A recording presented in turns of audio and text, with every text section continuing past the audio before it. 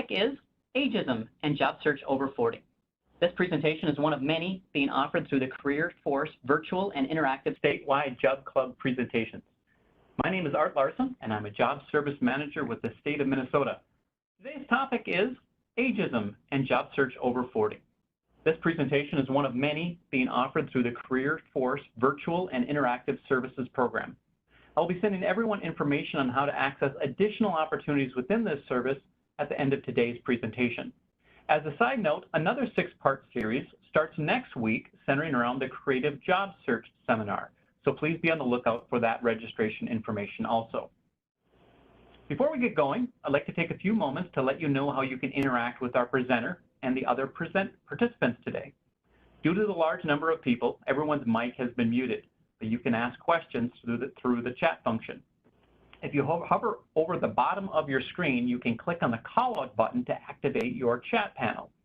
If you don't mind everyone seeing your question or comment, you can choose to send it to all participants. Please don't use the all attendees option, as we will not be looking at that today. But you also have the option to send your questions privately to either of the listed panelists or to both by choosing all panelists. To get us started, please choose the all participants option and enter your name and where you are from into the chat box. While you're doing that, it is my pleasure to introduce today's presenter. When she was little, Catherine Byers dreamed of becoming two things: a wild animal photographer in Africa or Barbra Streisand. When neither of those came true, she became a recruiter and immediately fell in love with the job. 22 years later, she runs a company called Arbez, which is zebra spelled backwards. At Arbez, Catherine teaches people how to change their stripes and do what they love for a living. She has helped over 100,000 people all over the world to get more money, more freedom, and more fun out of work. For the past 10 years, she's been a crowd favorite at Career Force centers all over Minnesota. Today, she's here to talk about ageism and job search over 40. Catherine, take it away. Right. All right. Good morning, everyone. Oh, no, it's not good morning. It's good afternoon. Welcome. Are you tired of getting rejections that smack of age discrimination? Well, you should be. And today, right now, Paul Sears and I are going to help you figure out how to break through, but only after I turn off my very noisy printer, who has decided right now to alert me about low ink. Oh, sorry about that. 10 years doing live events, and every now and then things crop up. So today I am here to talk to you about age discrimination in the job search. Before I do, what I want to share with you is a quick story that just really brought home for me what it is about seasoned workers and mature workers. A couple of years ago, 2 years ago, November of 2008, my brother called me. This is my brother, Cameron. Got 3 brothers. This is Cameron. And he said, Daff, I've got a brain tumor. And I also have a tumor wrapped around my carotid artery in my neck. I'm going in for surgery. And I said, I'll be right there. So I flew out to Denver to be with Cameron and his family while they sent him in for this really terrifying operation. Yes, they cut his brain, his skull open. They were going in to remove that tumor. They were cutting his neck open to remove that tumor. Very, very scary stuff. I was having a hard time. I was trying to remain calm, but I was having a hard time. As we wheeled him off toward the operation, I looked up and there was a huge banner that said 883 years of experience. Wow. Instantly, my blood pressure calmed down and I realized we're going to be okay. He's going to be okay. He's in impeccable hands. So I want to kick things off with that story because I know what that big banner and that big sign with 83 years of combined experience, I know what that did to calm me down and give me confidence that things were going to be okay. And I have to tell you, when you show up on the scene, it's kind of like being the fire chief on a fire. You bring calm and confidence, and people know you've been there before, you've got the experience, you're going to be able to help them get through this and get on the other side. And I got to tell you, right now, with everything we're going on in this country and around the world that is absolutely unprecedented around the coronavirus, what we're experiencing right now with civil unrest, business leaders need experienced workers who have dealt with crises before, who have gone through tough times, who've gone through bad economies, who have the courage, the confidence, and the experience to stand up and carry things forward. So hold on to that as we move through. And good news, Cameron did come out the other side. Here he is. His head's all wrapped up, happy chappy. It's 2 years later. He's doing incredibly well and he's back at work full time. Incidentally, as a VP in a company that staffs doctors inside hospitals all over America. So he's out there right now, front and center, helping us get through this COVID crisis. Good thing he had wise, experienced doctors and nurses taking care of him, huh? Your age is your advantage. Today's the day you learn how to harness it, embrace it, and use it to your advantage. So, why are we here? We're going to talk about it. We're going to talk about the truth today. Neither I nor Paul are going to candy coat things. Yes, age discrimination is real. The question is, where is it happening? Why is it happening? Is it happening to you? And what can you do about it? So we're here because, yes, unfortunately, age, racial, gender, religious, there are people out there occasionally who will discriminate against you based on those things. It's true. So let me ask you in the chat. It's been fun to see you guys are from all over the state. Bonnie from Bowabic, I sent you a personal note if you want to email me. My friend Pat is just dying to know if she knows you or not. What brought you here today? What are you seeing? What are you hearing? What are you experiencing in your job search that makes you worry about age discrimination? I'm just reading the chat here. Folks are still sharing where they're from. Wanamingo, Minnesota. Hello, Clay. I don't know where Wanamingo is, but I'm going to look that up. I am most definitely going to look that up. Where are you seeing and feeling discrimination in your job search right now? I see the chats coming in. Brent is of an age where he fears he may be impacted. Mary's looking for a new position and she thinks it's best to be prepared. Laura, oh, I'm so glad you're here. Hello, Laura. Jean is especially concerned because of the unemployment and the lack of jobs right now because of what COVID is doing to companies and thinning down their staff. John, John is 61 and he's been a bridesmaid 6 times in the last year. Dang it, John. John, things may be happening that are entirely out of your control. It might be your age. It might be something else. I don't know. That's called armchair coaching and it's very dangerous. What I want to do is direct you 2 places. Number 1, I did a video interviewing online job club on April 28th. Is that when I did it? Yeah, on April 28th. If you go to Career Force, Minnesota, and go to the virtual services, you can find the replays of all of the job clubs. It was on April 28th, and it was video interviewing where I talked about how to prep, how to show up, how to follow up.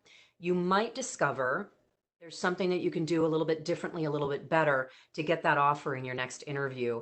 There are also ongoing webinars through Career Force on interviewing. I encourage you to take advantage of those if you haven't already. I'm not suggesting that you did anything wrong. You may have done everything right, but there may be some opportunities for you to tighten up your approach to interviewing to help you stand out above the herd and be the one that gets that next job offer, because I don't want you to be a bridesmaid again. That being said, I want to ease everybody's mind a little bit. I just want to let you know that a recent study showed they looked at 13 million applications, and on average, it took people 15 interviews to get a job offer. Now, with my background on the hiring side of the desk as a recruiter, a director of recruiting, and a salesperson selling consultants, I think that is not okay. You should not have to go through 15 interviews to get a job offer. Something's wrong on the hiring side, and you probably need to tighten up your interviewing skills and approach a little bit also. But for those of you that are frustrated because you've been a bridesmaid 6 times, 10 times, even 14 times, that next time is probably going to be the charm. All right. So concern by employers. So a lot of concern. There's a perception. Tom's been coming up against a perception of lack of technical knowledge. Jamie has been looking for a new position after 18 wonderful years in a public health foundation. Public health foundation is sunsetting. Jamie, perhaps Jaime, is Indigenous, Latino, and 73. Welcome. I am thrilled that you're here, and I want to let you know, I want to let all of you know. I also especially want to let Jamie or maybe Jaime know you can get a job in your 70s. I have had the sheer pleasure of working with hundreds of thousands of people in the last 22 years, 130,000 since I launched my own business 14 years ago.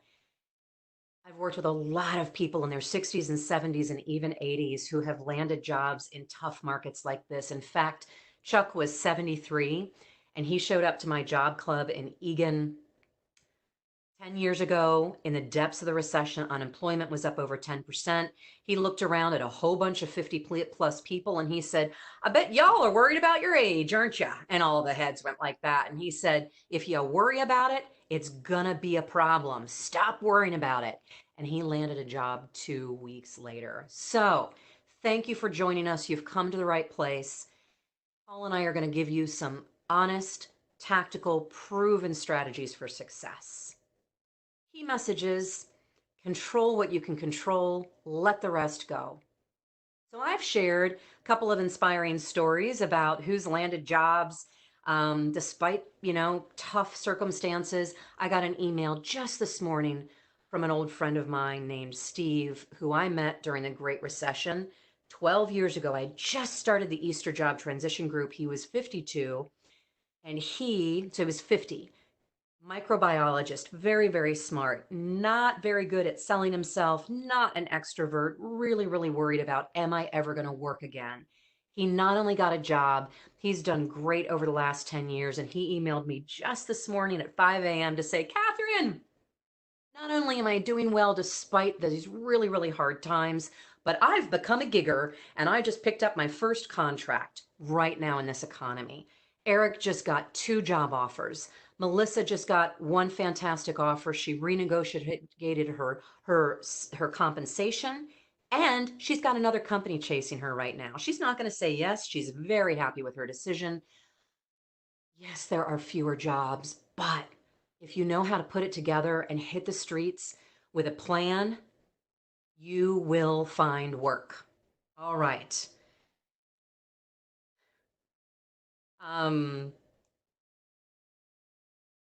Before we dive into strategies, I want to give you 2 of the most important questions for you to ask yourself.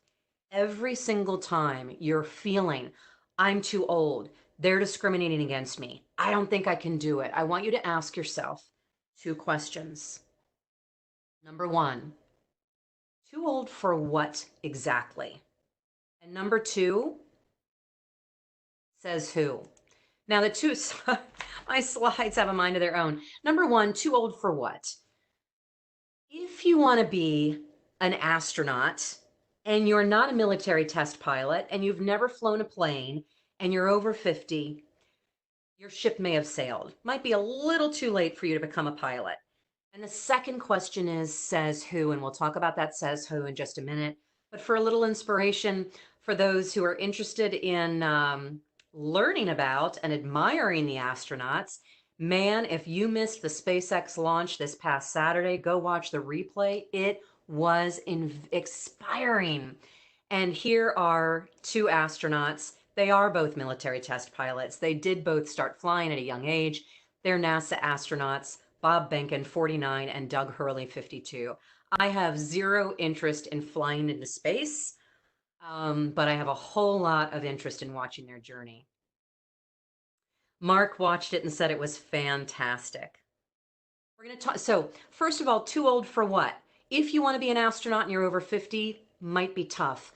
But there are thousands of jobs that support these astronauts. These guys could never have gotten on that rocket, made it to the International Space Station without thousands of people around them making it possible, building the spaceship, building the technology, manning the communications, all of it. Their health, all of it. If you would love to be a part of NASA, it's never too late. You can. So that's why I'm asking you that question. Too old for what exactly? I want to be an astronaut. Is that really what you want to do? Or do you want to be a part of it all? Okay. Second question says who? You need to be very, very careful who you listen to right now during your job search. These are incredibly hard, trying, scary times. And unfortunately, people who are afraid are going to be sending you articles and YouTube videos and all sorts of things to terrify you and convince you that you're never going to work because of your age. Are they hiring managers right now in this market? Have they ever hired anybody in their life? Have they ever managed anybody? Yes, discrimination in the hiring process is real, but I've been in this industry for 22 years, recruiting and consulting, and I have seen blatant discrimination less than 10 times.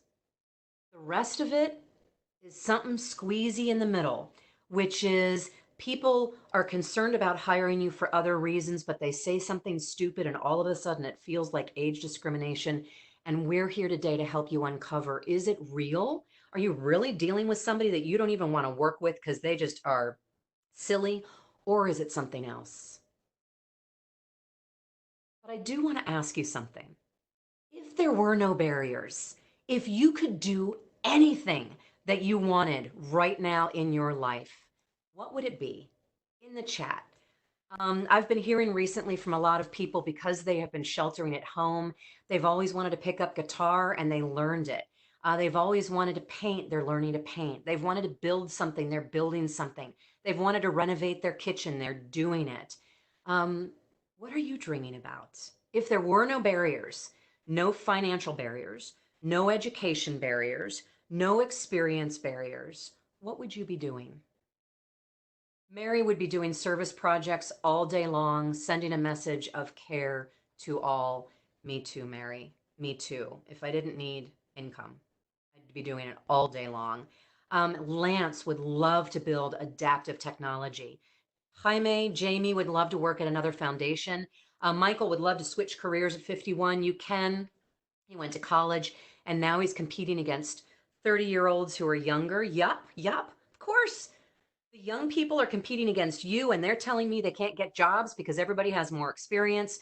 You're feeling pressure in reverse. You feel like those 30-year-olds are cheaper and easier to hire. I get it. I understand it. We're going to help you break through. Crystal would be doing nonprofit, doing graphics, meeting planner.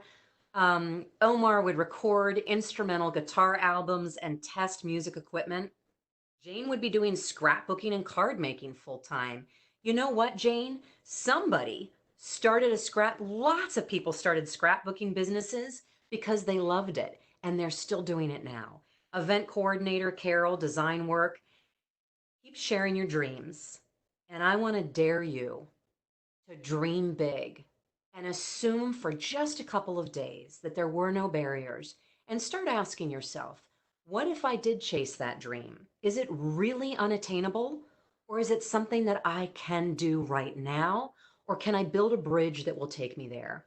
I had a guy during the depths of the Great Recession. He was over 60 and he said, well, my dream job would be sailing away from the tip of Florida, but that's not possible.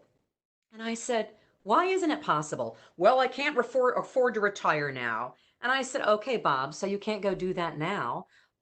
But what's it going to take? How much money do you need in the bank? Do you want your own sailboat or do you want to be a skipper of somebody else's? He started allowing himself to dream big. And then he built a plan. And then he built a bridge. And he started picking up boating experience here in Minnesota. And guess who's now living his dream in Florida, semi-retired? Yeah.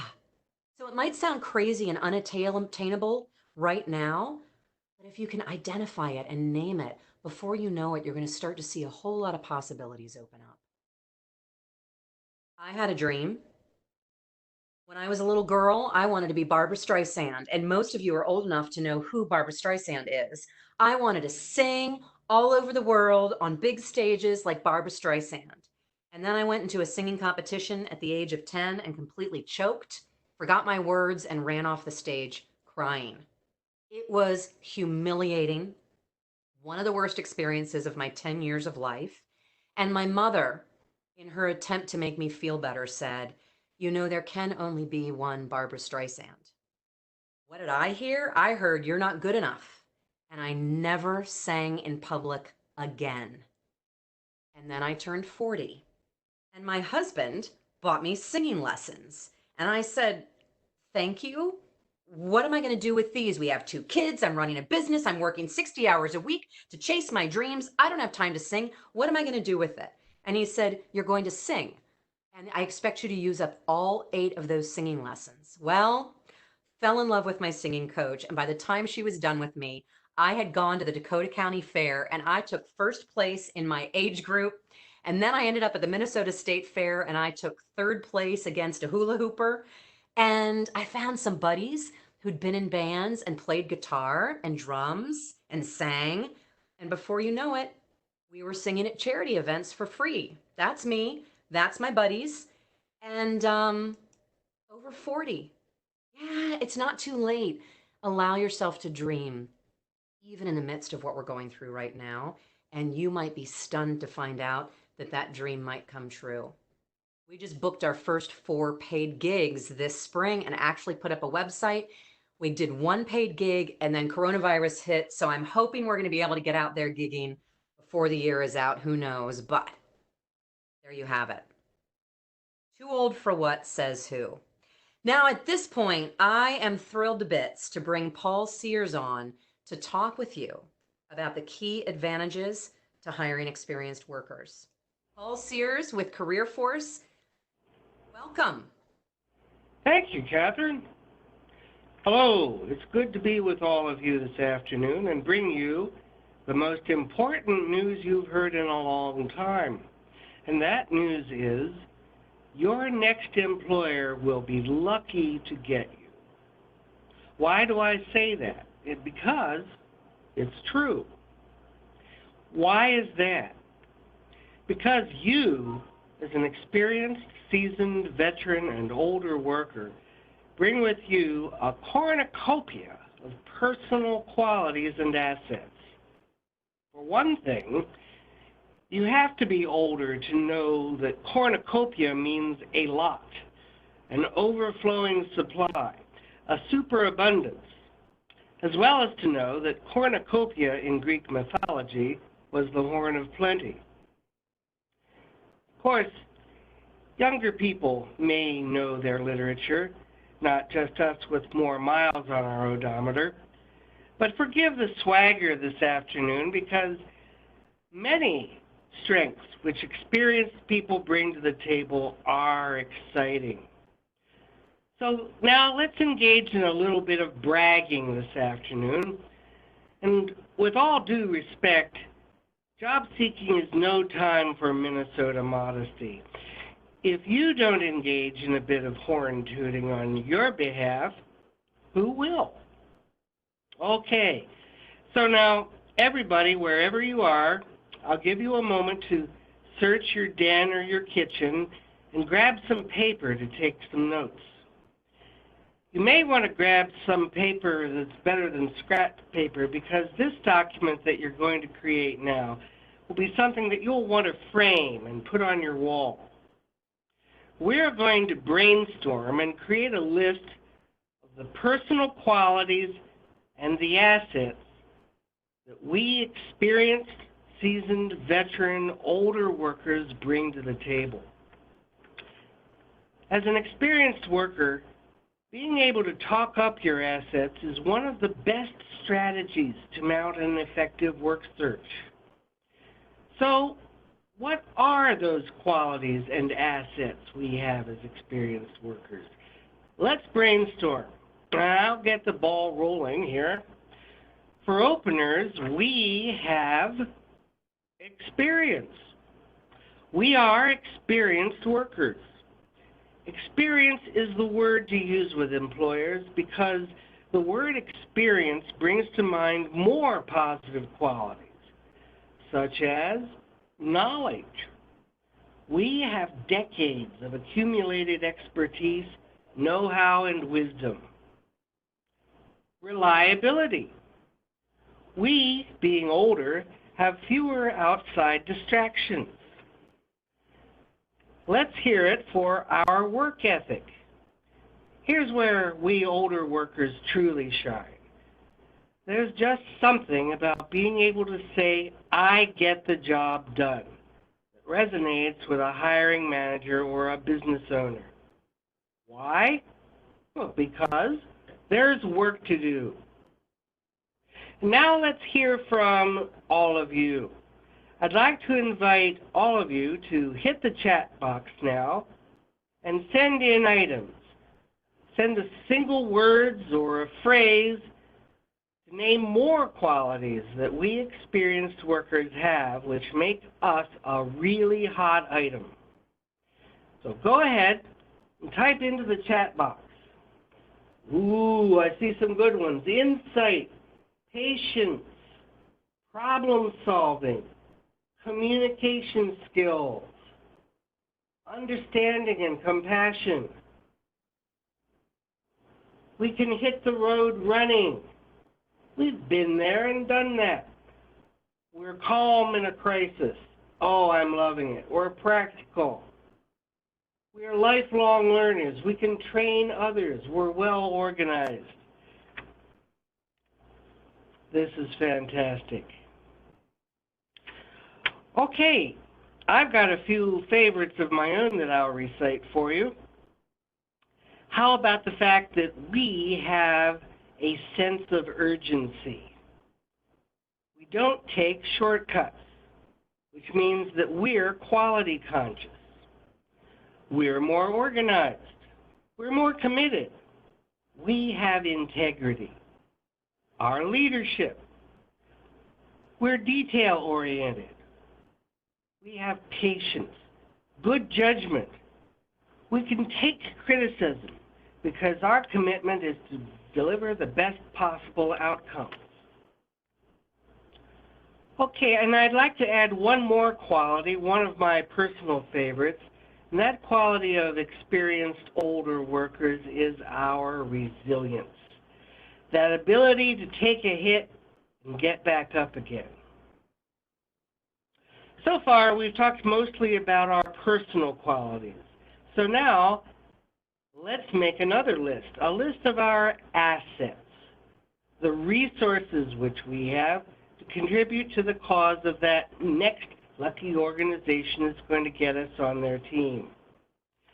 So once again, I'll get the ball rolling with one of my favorites, our writing skills. We know how to compose a coherent sentence, even a paragraph. We can wield a semicolon. We won't embarrass the company with grammatical mistakes or with shoddy word crafting. Okay, so what other skills and resources do we offer? Once again, hit the chat box. What are our other skills we possess as experienced workers? Ooh, I see emotional intelligence. So in demand.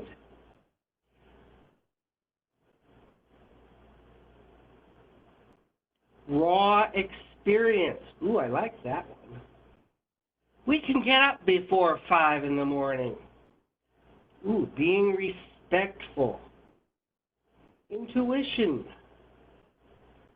Typing speed. Simply being pleasant. There go those people skills again. Persistence. That one's a home run. Our persistence. Being kind and respectful. Reliability. Home run again. Reliability. Being team builders. Planners. These are awesome, folks. Here are a few more that I'd like to add. our better customer service skills. If you want to nail a job interview, start talking about what it takes to deliver good, or dare we hope for great, customer service. We're in an era where good quality customer service is becoming more and more rare. How about our better math skills, our acquired knowledges, and our ability to mentor? You know, employers can really appreciate that during a pandemic, the long-term memory of we experienced older workers is a unique asset for their organization. Because right now, the bottom has dropped out of many companies. We can recall how to pick up the pieces after an emergency. And we can calm down younger workers who may not have it all together. This ability of ours is truly priceless. Okay, I'd like to mention one more asset, a distinction definitely worth tooting your horn about, and that's the fact that we have more connections. We know more people, and for this reason, we can bring in customers and clients who will follow us to our new company. We know where to go for answers. We can collaborate and team up with others and generate better outcomes. So at this time, please grab a sheet of paper again. I am going to give you my email address, so write it down. My email is paul.sears, like the store, paul.sears@state.mn.us. What I'd like you to do is send me an email. When you send me your email, I'll send you back materials from the Job Search Over 40 seminar from South Minneapolis Career Force, with a full list of points that you can make on why employers should hire you.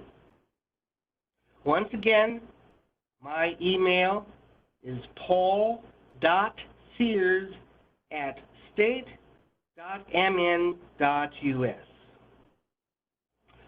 Okay, Catherine, back to you. Well, I'm just so fired up. I think I'm going to jump off this webinar and go hit some clients. Hit meaning pick up the phone and call them, send an email, what have you. Thank you, Paul. That was really, really wonderful. And please hold on to this list. Please get that guide from Paul. These are very trying times. You know it. We know it. You're not in this alone, but you know what? Some days it is hard to remember how good you are. I'm basically a professional job hunter. I run a small business that I launched 14 years ago. 2 years after I launched, the Great Recession hit, and I thought that was bad. This is tough. I'm out there job hunting just like you every day, looking for my next client, trying to recover lost income. I'm a professional speaker. It's a big part of what I do. Overnight, all gone, in addition to my gigs. So I'm out there with you. I am calling people, I am reaching out to them. And what that exercise that we just went through with Paul is what you need to fill your gas tank and remind you you are smart, you are talented, and your next employer, whether it's part-time, full-time, something in the middle, they're going to be really lucky to get you. So I hope you followed Paul's directions. I hope you took some notes and that you reflect back on that.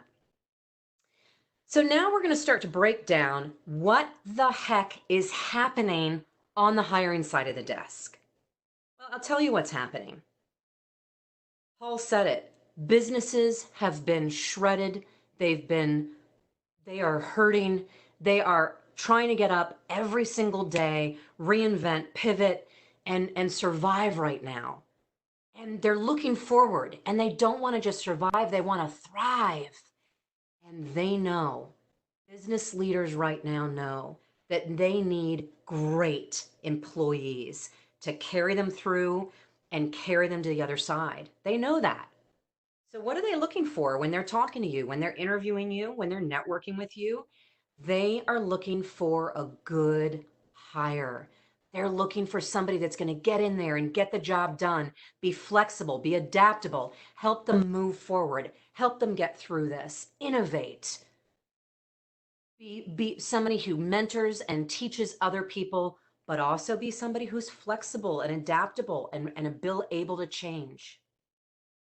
Underneath everything they're looking for are 5 core questions. Now, I'm sharing this with you because too often during the hiring process, people hear an interview question and they say, oh, he's discriminating. He doesn't want to hire me because I'm too old. No, that's not what he's asking about. He's trying to figure out if you're going to be happy in this job. So let me quickly share with you the 5 core questions. And by the way, in the next 24 hours, maybe a little sooner, Art, our moderator, our fearless technology leader today, who kicked things off, Art's going to send you all a follow-up email with the slides from today. So don't worry too much about taking a bunch of notes. What I want you to take notes on right now is your light bulb moments. Your, oh my gosh, I never thought of that. Or, whoa, I've been thinking about that for weeks. I'm really going to do it this time. Don't worry about scratching notes on everything that I'm teaching and Paul has taught because it's in the slides. You are all, because you're attending live, you are also going to get my bonus guide, Job Search Over 40. Yep, all in that follow-up email. Stay tuned till the end. Art's going to tell you what else is in store in that follow-up email. Here are the 5 things I'm going to quickly run through. This is what employers need to see and hear and believe about you. Number 1, can you do the job? They don't, just because you've done it for 35 years at another company or in another industry, doesn't mean you're going to be able to adapt and do it at their small startup or in a new industry. They know things about their company that you don't know. Maybe the CEO is a really difficult guy to work for, and they might go down a whole bunch of questions about, how do you handle difficult bosses? They're going to be asking you questions and you're wondering, what are they trying to get at? Promise you, whatever they're asking you, they're trying to get at one of these 5 things. Can you do their job in their company, in their industry? Number 2, do you understand not just what's the same about the healthcare industry and the financial services industry, if you're jumping industries, but do you understand what's different?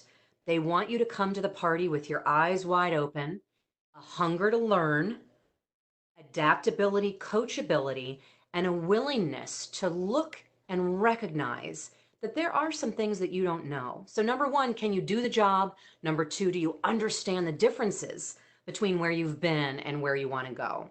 Number 3, cultural fit. Now, nobody likes behavioral interview questions, but very few people fail and get fired and quit because they can't do the job.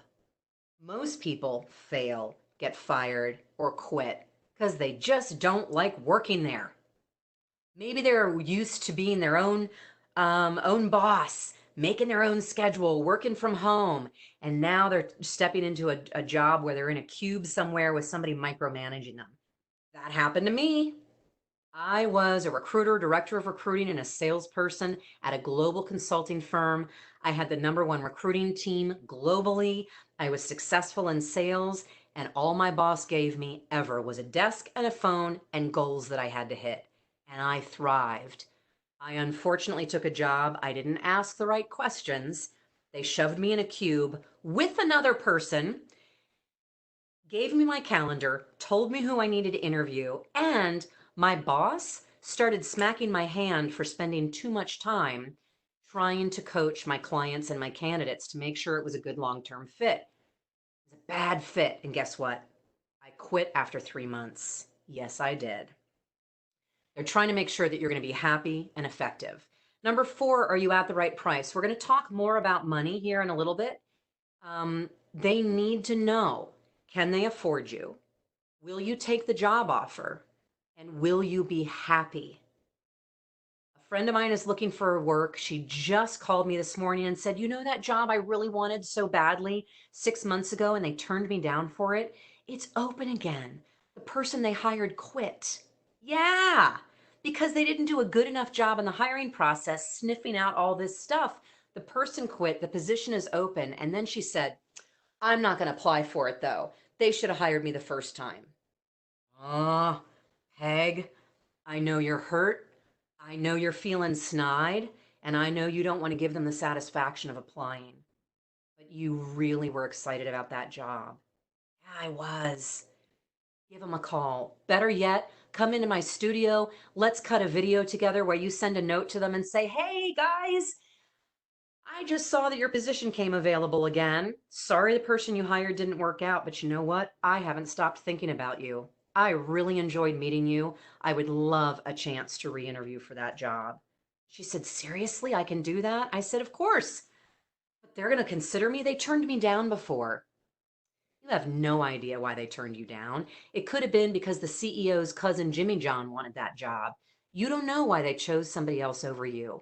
But if you're interested in the job, go for it. I have to tell you, on the hiring side of the desk, when I hired somebody and they quit on me, the first place I went was to the second, third, and fourth candidates. Those were the first phone calls that I made to see if they might be interested in considering us again.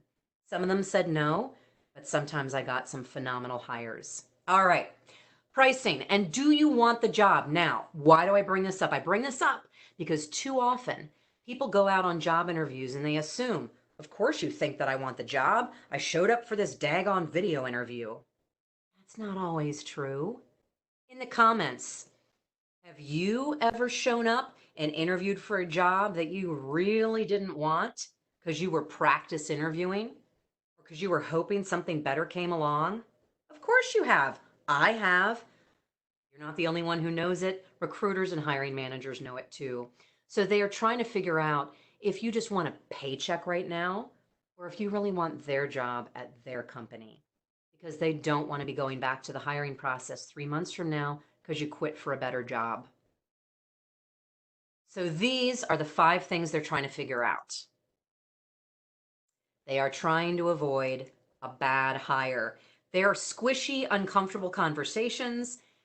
The thing of it is, though, I've been doing this for 22 years. In the beginning, I was 24 years old, interviewing people in their 50s and 60s and 70s, and they looked down on me and they crossed their arms and they assumed that I didn't want to hire them because of their age. And that had nothing to do with it. I was trying to figure out if they were going to be a good fit, if it was going to be a good long-term fit for the company and for the person that was sitting in front of me. That was my job. In fact, my boss said to me, your number one job as a recruiter is to avoid a bad hire. Your job is to make sure there are no surprises. You ask the difficult questions so that when we make that offer and somebody jumps in and starts their new job, they like it and they're successful and they stay. So, oh, by the way, I forgot to tell you. I'm watching comments. I'm gonna try and stop and take questions periodically, but the bulk of our live Q&A is going to happen at 4 o'clock. So I'm gonna get through the content that I have to share with you, and then Paul and I are gonna come on together at 4 o'clock to take your questions live. So jot them down on a side piece of paper. As you can see, we've got 232 people with us today, which is awesome. And so we won't be able to get to all your questions and they're going to get lost right now. So jot them down so you don't forget them and be one of the first ones to pop them in at the top of the hour so we're able to get to them, hopefully. Here's the truth bomb. I'm about to share with you what employers are concerned about. Now, they've got concerns on the young side of the house. They have concerns on the seasoned, mature, experienced worker side of the house. And I'm going to be really honest with you about what some of those concerns are. Because if you know what the concerns might be about you, you can do something about it. You can take some steps to overcome those concerns. All right, but first you got to understand what they are. But before we talk about what they're afraid about with you, let's call a spade a spade. When we talk about ageism, age discrimination in the work hiring process, what we're really talking about is stereotypes. And it's ugly. Stereotypes like this. I mean, What about those millennials, right? I mean, some of you said it earlier. They're always on their phone. They don't know how to have a phone conversation. They're on their phone texting and IMing and social media. They don't know how to have phone conversations. And they certainly don't know how to sit in a meeting and focus on the people that are talking. And what about those babies? I mean, my goodness, anybody under 40 is still busy having kids, and kids get sick. Kids have to stay home from daycare. I mean, we don't want to hire anybody like that. And what about that tattoo situation? Oh my gosh, all those young people are just getting tattoos from head to toe. Oh, wait a minute. This guy is not under 40. I don't know his age, but I think it's a pretty good bet he's in his 60s. And he's got tattoos. Huh. You all know that stereotyping somebody based on age is a big mistake. But I shared this little stereotype section to remind you all of us bring baggage to the party. All of us. Even when somebody is really trying not to discriminate against somebody, if you say something in an interview or you do something that reminds them of somebody that was not a good hire for them, it's going to trigger something for them. I have an example for you. We're in Minnesota. I love this state. I love the people, and I'm not from here. I've been here for 22 years. I moved away and I moved back. That's how much I love it here. I started with a small group of people. We started a job club in Eagan 12 years ago. It's still running every Tuesday now, and it's on LinkedIn, the Easter Job Transition Group. You're welcome to join us from anywhere in the state of Minnesota.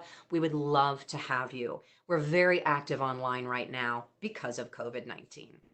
So, started Easter, chugging along, and a few years into it, I showed up at 6:45, ready to go in and set up because I was speaking for the day, and a black SUV came roaring into the parking lot, and a man jumped out, and I said, "Joe, how are you doing? I haven't seen you for years."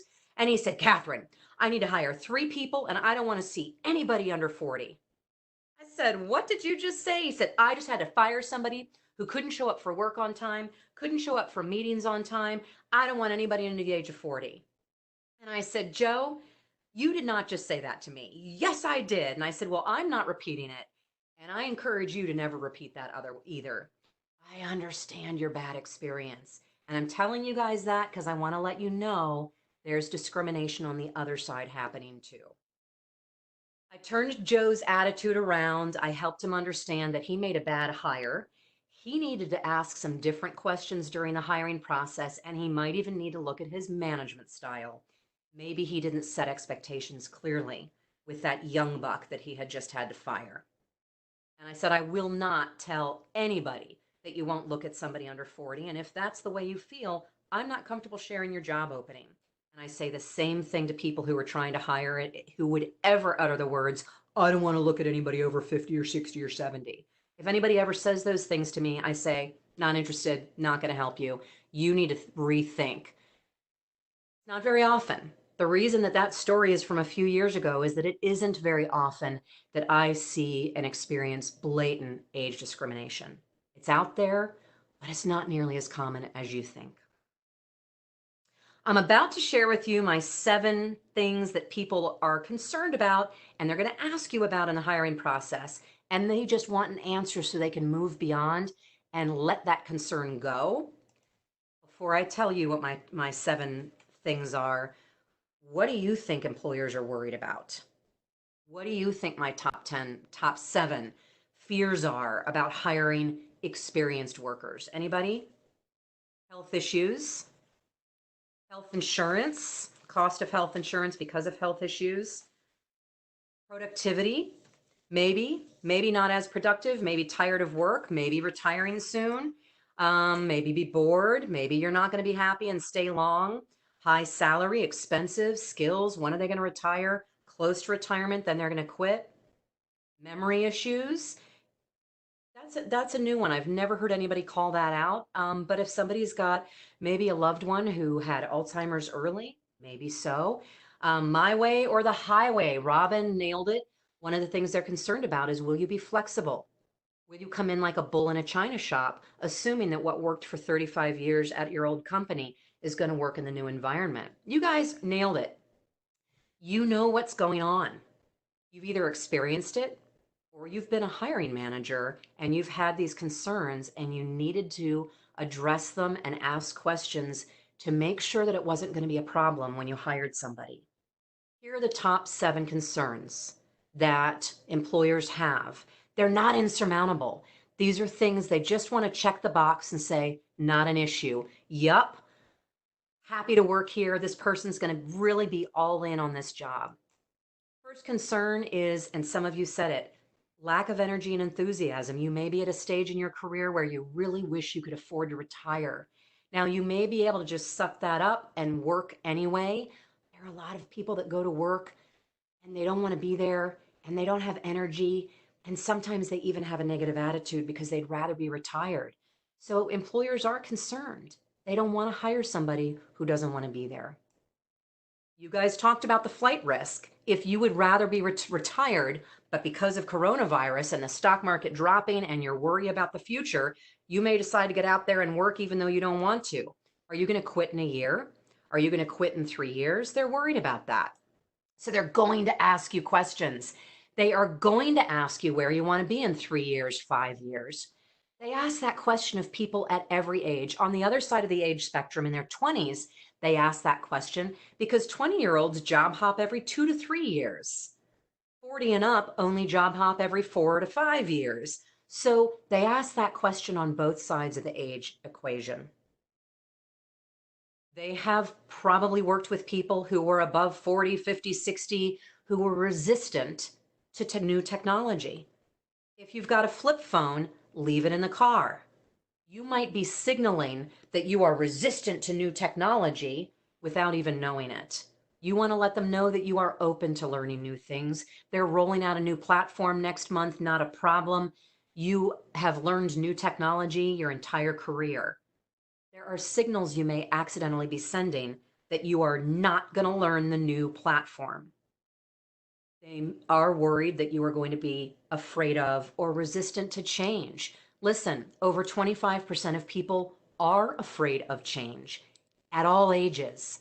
The older we get, the more we get set in our ways, and they want to make sure that you are going to be adaptable because some people aren't. Are you rigid or adaptable? And there are going to be a line of questions. They're trying to figure this out without saying, they're never going to say, you're over 55. I'm worried you're going to be inflexible. They're not going to ask you that. They're going to ask you other questions, and the hair's going to go up on your neck, and you're going to think, see, they don't want to hire me because I'm older. That's not what's going on. What's going on is they just want to make sure that you're going to adapt to change because they're about to acquire another company. They're about to sell off one division. They're about to implement a new business process. And they want to know that you're going to be able to and open to change. Number 5, they are concerned that you will not work well with a younger boss. Now, we've all seen coworkers that do not work well with a younger boss. They think it's their way or the highway. They don't have any respect for somebody because they have less experience. We've all seen what that looks like when it's bad. They're just going to ask a couple of questions to make sure that you really will be okay working for a younger boss.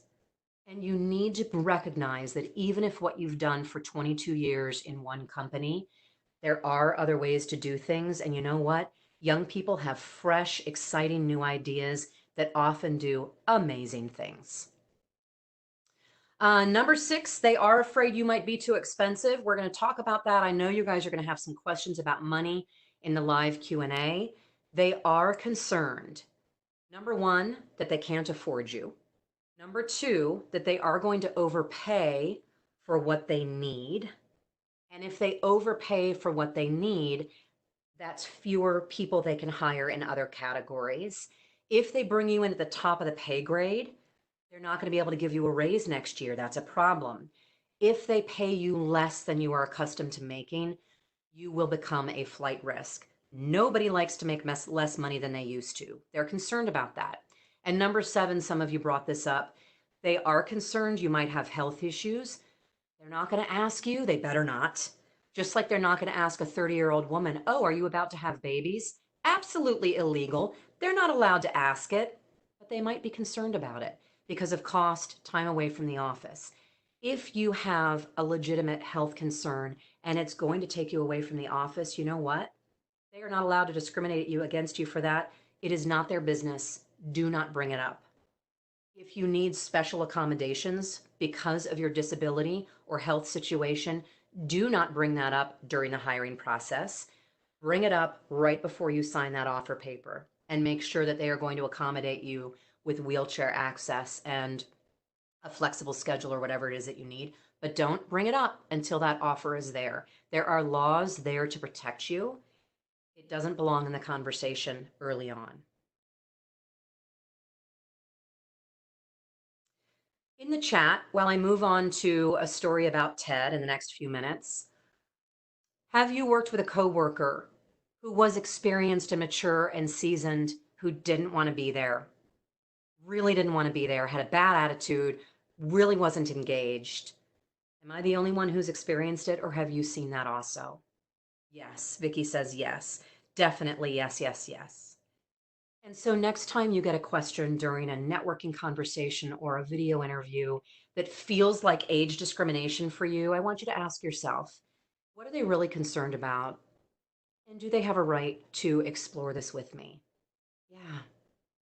If you've seen this in the workplace, then you understand why they want to explore it and make sure that it's going to be a good fit for you and that you're going to be all in. Because if you're not going to be all in, they're going to hire somebody else. And it might be Chuck who's 73. It might be Jaime who's 73. But it's not going to be you if you aren't going to be happy and fully engaged.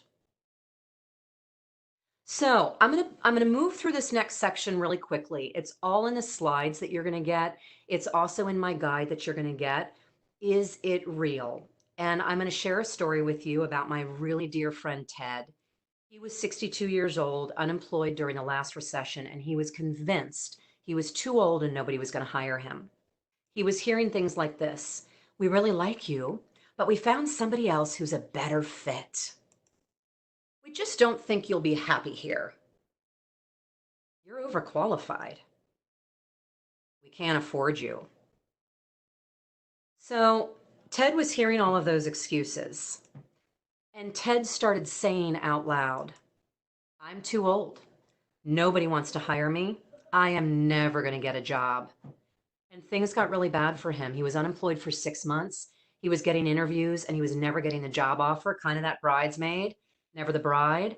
Um, He started saying these things to himself every day, all day long, and he started saying them out loud. So, in the questions, in the comments, I'd like to know, have you heard a job seeker right now in this market saying things like that out loud? "I'm too old. Nobody's going to hire me. There's no chance of me getting hired." And maybe you haven't. No, a couple of you haven't. Most of you have. And the hard question for you today is, are you somebody who's been saying that out loud? You can say those things, you can share those fears in a safe place one-on-one with somebody. It is not safe for you to say those things online, on Facebook, on Glassdoor. If you keep saying them out loud, number one, it'll become a self-fulfilling prophecy. And number two, unfortunately, if you keep saying those things, other people are going to start believing it too, and it's just not true. It was hurting Ted's search. He was walking around like this. He had no energy. He was distracted. He was spinning his wheels, and he was selling himself out of a job. But he turned it all around. Here's how. And again, this is going to be in your slides. It's going to be in my guide. I'm going to walk you through these 7 steps that absolutely turned the fear and the attitude around. First of all, he recognized, what I'm doing isn't working. He didn't know if it was his fear of ageism. He just knew what he'd been doing for 6 months wasn't working. He needed a fresh approach. He turned to friends and experts for support and guidance. He turned to me and my husband. And then we put together a 7-point plan for him, and he actually followed the plan. Number one, he got really clear about what makes him great. And Paul helped you with that. Get clear on what you bring to the party because of your age. Number two, he got really honest about what he actually wanted next in his career. He'd been a manager his entire life. He hated it, And he wasn't very good at it because he hated disciplining people. He hated holding them accountable. He didn't want to be a manager anymore. But that meant a step down in responsibility and job title, and it meant a step back in paycheck. He did his priority scorecard to figure out what his priorities were in life, and he did our career happiness chart. It's really just a look at where you've been, what he liked, what he didn't like, and what does he love to do, to help him isolate what did he really want to do next. What he really wanted to do was become a software tester again. He hadn't been a software tester for 30 years, and that's how he wanted to finish this out his career. He also had to get really honest that making less money did not equal failure. Number 4, he was afraid to talk to his wife.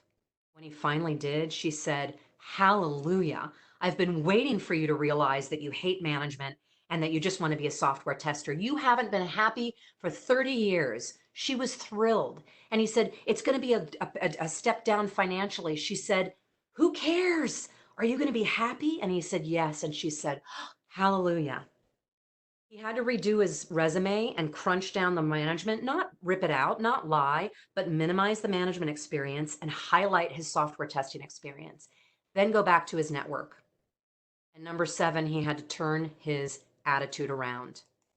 He landed 2 weeks later. There's a bonus around an attitude adjustment. Studies have shown, in fact, a 23-year longitudinal study by Yale shows that you will live 7.5 years longer if you can find a way to be hopeful and have a positive attitude. So it's not just good for your job search, it's good for your health. I'm going to wrap things up with how to age-proof your resume and your LinkedIn profile. In the slides and in my guide, you are going to get 15 tips on how to age-proof your resume and your LinkedIn profile to make sure that you're not getting spit out at the front gate. Top level, I need to tell you, jobscan.co. I'm going to type this in for you guys, jobscan.co. That is the best way for you to test your resume and make sure you're hitting on all cylinders with the keywords and your target job. Your resume is not about where you've been. You need to write your resume and your LinkedIn profile for your next boss. All right. Your resume, old resumes were 4 or 5 pages long when you had your level of experience. Today, your resume should be just 2, maximum 3 pages long. It needs to be a snapshot, a condensed version of everything that you've done. And you need to lead with your skills and experiences. Now, don't take your dates off your resume.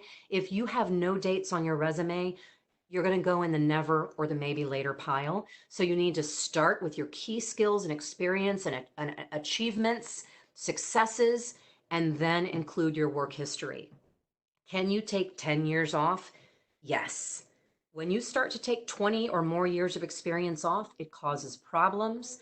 I liken it to that situation when you go on Match.com and you put out your college photo and you show up for a date and you're 55 and the person sitting across from the table thinks, "Oh my gosh."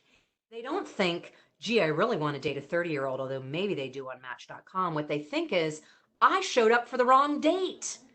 That's what happens when you send a resume with only 10 years of experience when you have 40.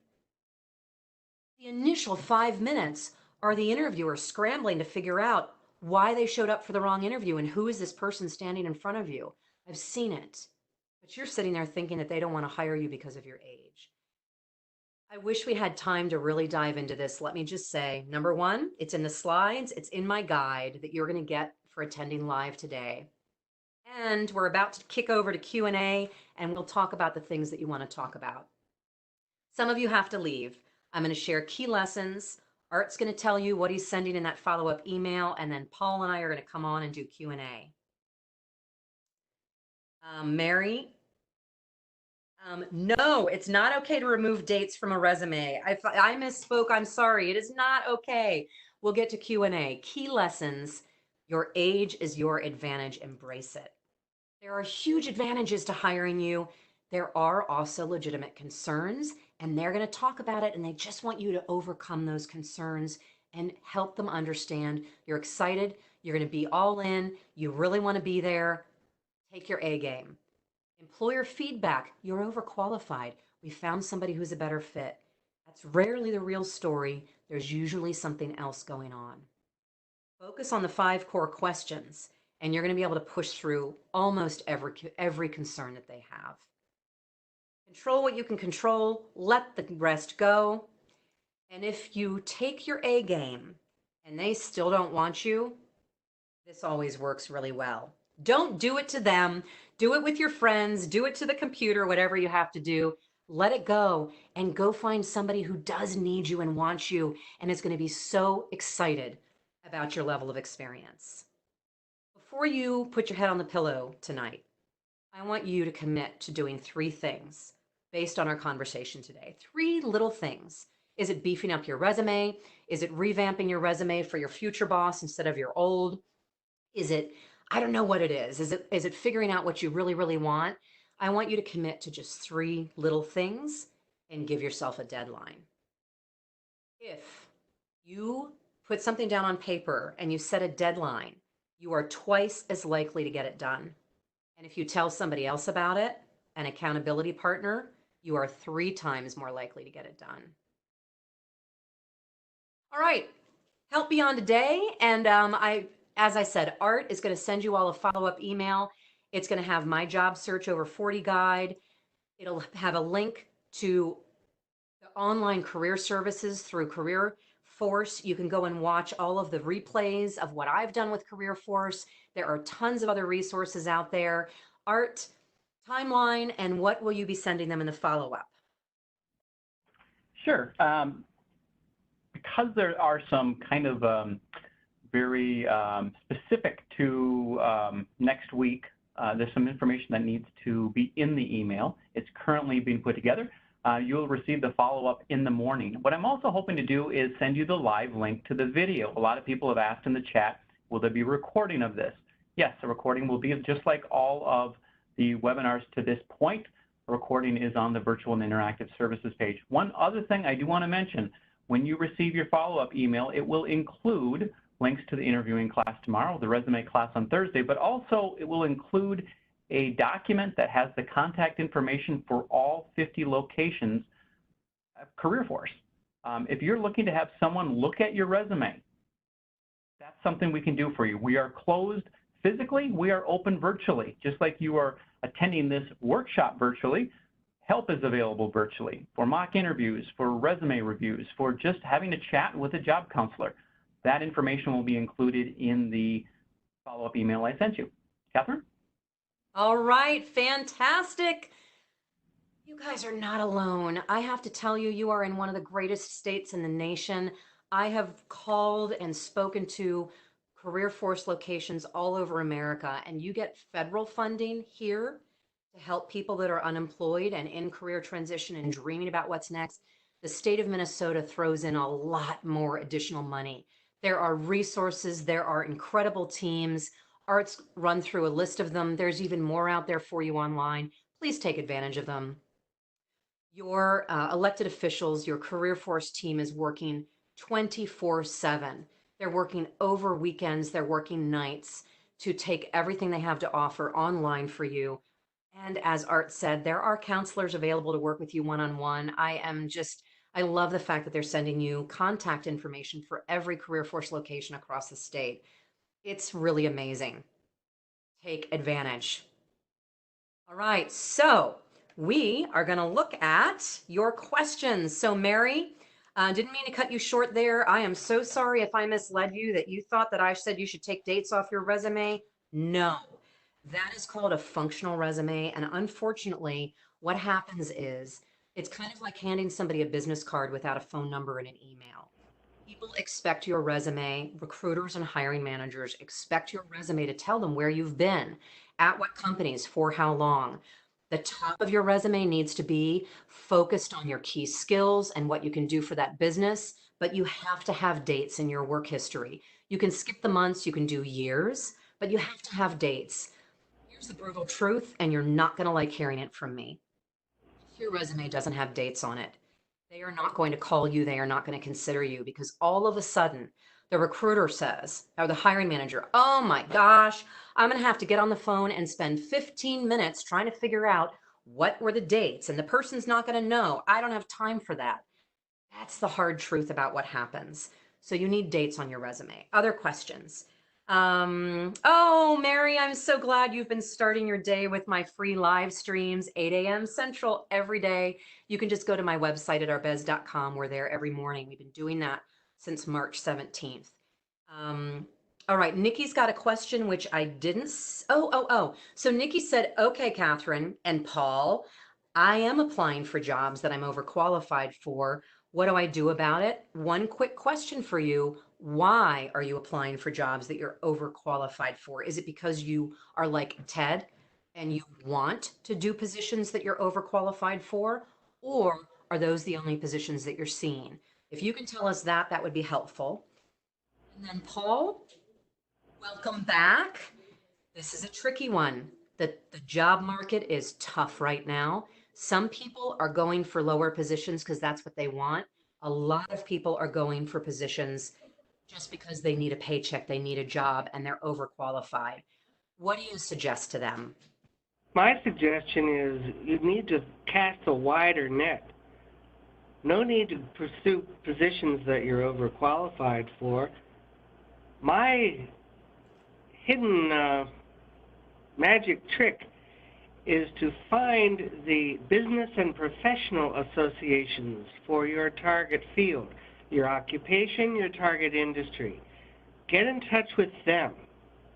That's where hidden jobs are more abundant and where you can find more positions up to your level of expertise. Just Google your name of your field with also the keyword occupations. And that's how you find these associations. Then get in touch with them. Excellent advice. He's talking about how to find the hidden jobs. You're not only going to find the jobs that companies don't have time to post online, you're also going to get personal referrals into those positions. And let me share a couple of stats with you. If you get introduced to a recruiter or a hiring manager by a real human being, you instantly boost your chances of getting that job by 40%. If you get introduced in at the director level or above inside a company, you boost your chances of getting that job by 92%.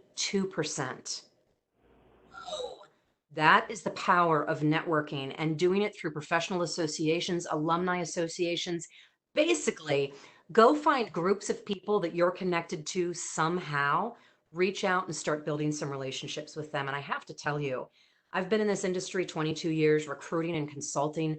I have fed my family through networking. It's never been easier to reach out to somebody new right now on social media. We are all intimately in touch with the things that really matter in life: health, family, community, jobs, supporting each other. What that means is CEOs, business leaders, decision makers are more accessible than they've ever been. I interviewed a CEO friend of mine on my daily live stream a couple of weeks ago, and she said she's been on LinkedIn more in the last 2 months than she's ever been in 15 years. So go reach out, find people that have something in common with you. Mutual connections are another great way to find those jobs. All right, so Christine has been unemployed for 8 months. Christine, I'm sorry. That is hard. It is hard, and I'm sure when COVID-19 hit, you just thought, oh, this just got harder. I hope this has been helpful to you, and you now know you're not alone. There are tons of resources. You are getting interviews, which is fantastic. So your resume isn't a problem. You're doing the right things. You're getting to that interview stage, and then you're a bridesmaid, just like, was it Kent earlier? They say that they went with somebody else or they went with somebody internal. Please go and watch my video interviewing replay on Career Force Minnesota. I talk about how to prepare for an interview, how to show up, and how to follow up. If you watch that 1-hour job club and you go through my steps, you're going to probably identify an opportunity for you to tighten up your interviewing skills a little bit. It's possible you're doing everything right, there may be some opportunities for you to put your best foot forward and knock that competition out of the way. So go check that out. There are also live interviewing webinars happening through Career Force.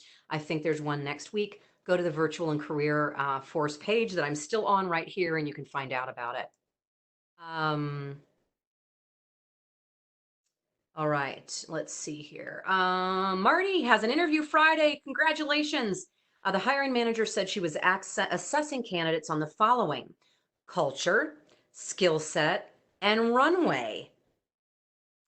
And Marty now knows what she meant by runway. But how do I tactfully address this concern? P.S. I'm 59, but don't look it. Hey, congrats on every wrinkle and gray hair.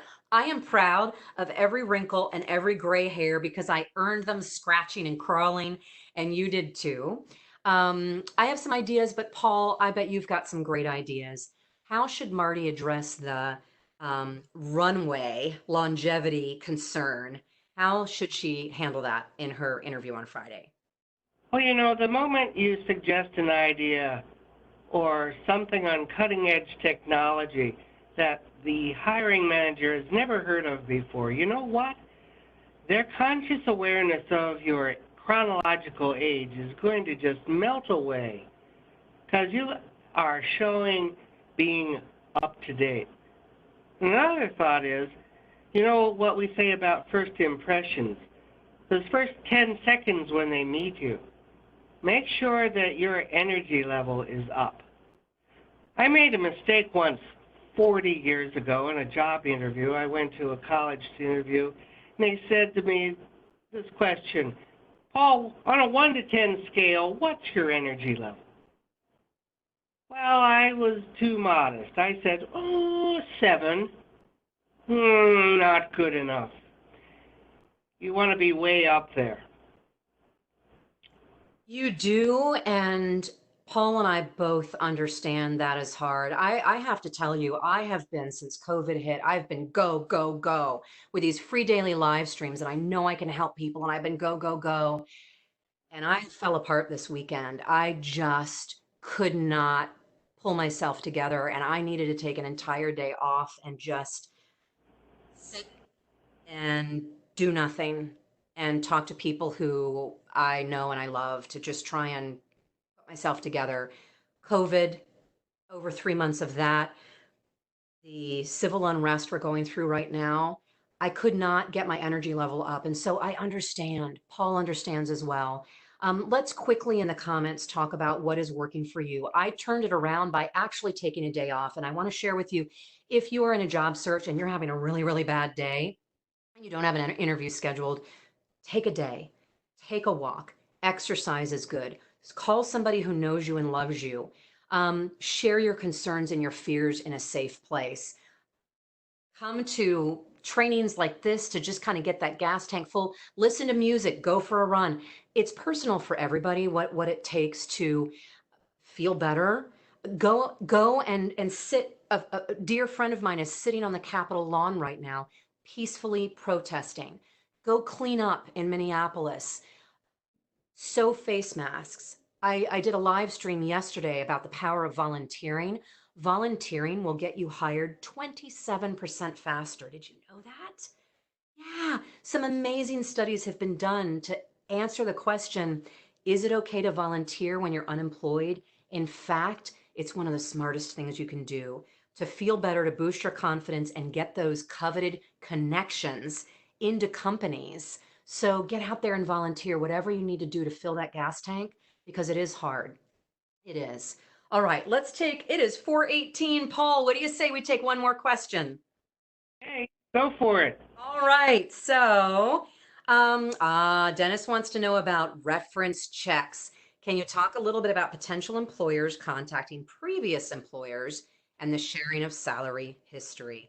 How common is the practice? Is anything being done to change it? This is unfair and it's an affront to personal privacy. First of all, I agree, Dennis. I sat on that hiring side of the desk for many, many years. I agree. It is none of their business how much money you make or used to make. They should not be allowed to ask it. Good news. The state of Massachusetts was the first to have the courage to pass legislation that prohibits employers for asking about salary history. And I think about 12 at this point, 12 other states have passed similar legislation. There are some states where it's illegal to ask it. The tide is shifting, but it's not there yet. And you're going to deal with older, seasoned hiring managers and recruiters who ask those questions out of habit. Now to get to your question about reference checks. There are formal reference checks. By the way, don't put references on your resume. They will call them, even if they aren't planning to hire you. And then all of a sudden your references are getting tons of calls. Not good.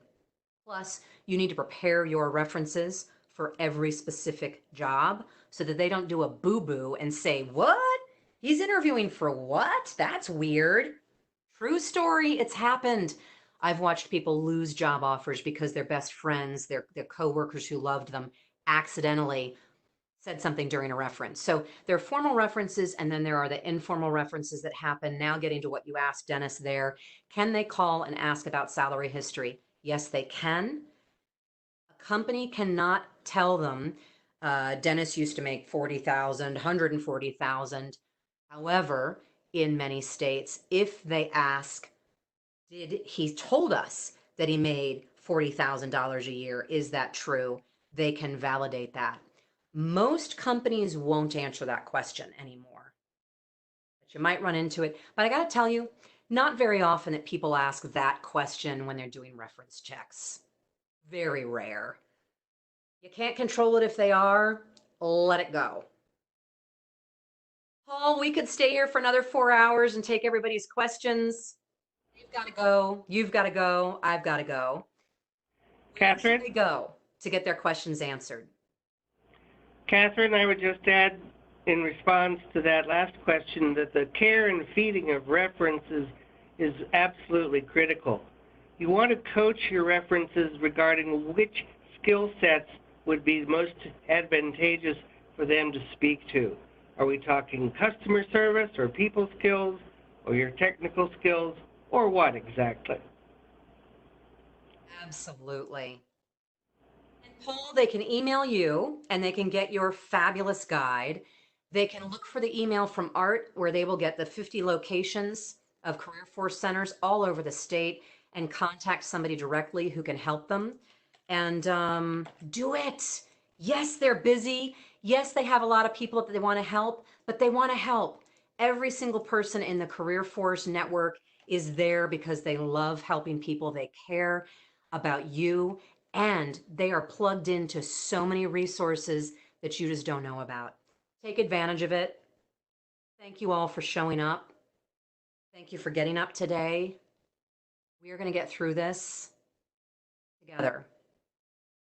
Career creative job search next week and lots of other opportunities. Thank you all for sharing your stories, your experiences, and your questions today. Really appreciate it, everybody. Thank you, Paul. Can everybody just give a big hearty shout out to Paul for taking time to show up and join us? Really appreciate it, Paul. Thank you, Paul. Thank you, Catherine. Follow-up material will be in your email box tomorrow. And like Catherine said, don't forget to reach out to your local career force location for additional help. Great luck in your job search to everyone.